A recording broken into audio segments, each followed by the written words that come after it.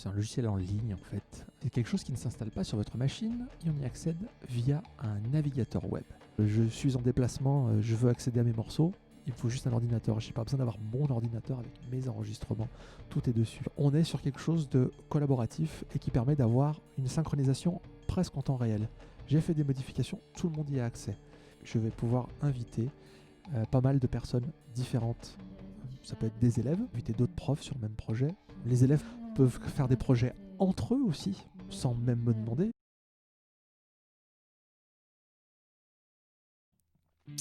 Soundtrap, c'est un logiciel multipiste.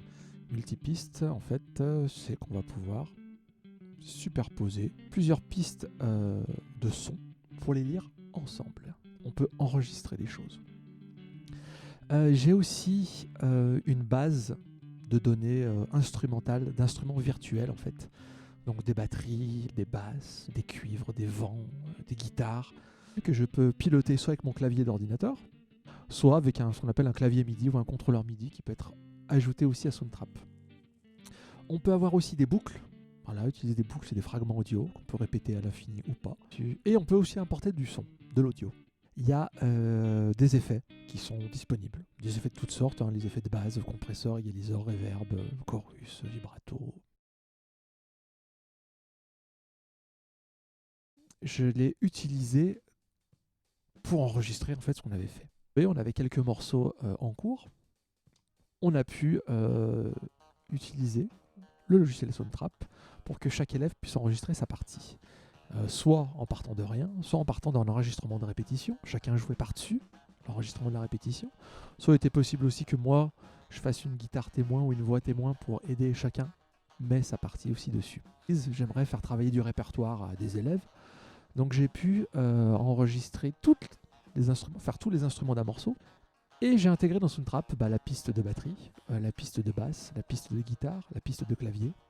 Plutôt qu'avoir un enregistrement de répète ou un truc témoin, ils ont la partie originale qu'ils sont censés imiter et ils essaient de la rejouer et de supprimer celle que j'ai rajoutée moi. Le premier, c'est l'utilisation d'un playback.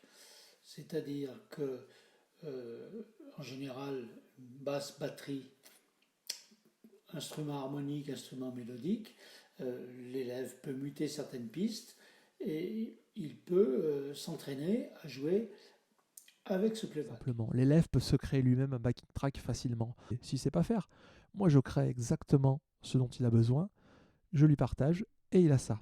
En plus, si j'utilise des instruments virtuels, il va pouvoir ralentir le tempo et l'accélérer. Ce qui peut être utile, par exemple, pour travailler, je sais pas moi, le solo d'un morceau ou un aspect technique. Deuxième avantage, c'est de s'enregistrer. C'est-à-dire qu'il peut créer une nouvelle piste et par conséquent, il peut se comparer à la piste mélodique, s'écouter, corriger ses erreurs, recommencer et même travailler simplement une partie du morceau, ne serait-ce qu'une mesure ou deux mesures. L'aspect aussi de devoir s'enregistrer et d'essayer de faire les choses bien, répéter pour que ça soit bien. Parce que quand on les joue comme ça, on pense avoir bien fait, mais le fait d'enregistrer, ça permet de graver un peu le truc. Et quand on le réécoute, souvent on est un peu déçu.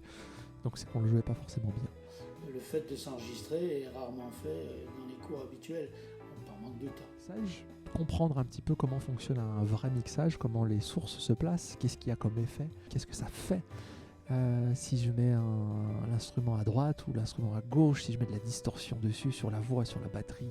Et c'est bien parce que du coup, ça permet rapidement de pouvoir tester des choses très très simples sans avoir moult matériel ou des pédales d'effet. Il y a une fenêtre de chat intégrée, ce qui est super pratique pour chaque projet. J'ai réussi. Moi, si je suis invité dans le projet, je reçois une notification. Tiens, il me dit qu'il a réussi. Je vais écouter quand je peux.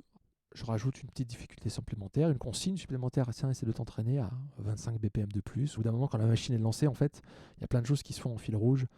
Et revenir dessus quand il n'y a pas besoin en cours, je trouve que c'est une perte de temps. Et d'avoir ce petit guide-là, quitte à le prendre ensemble en cours, hein, mais le boulot a été fait avant. Ok, t'en es où?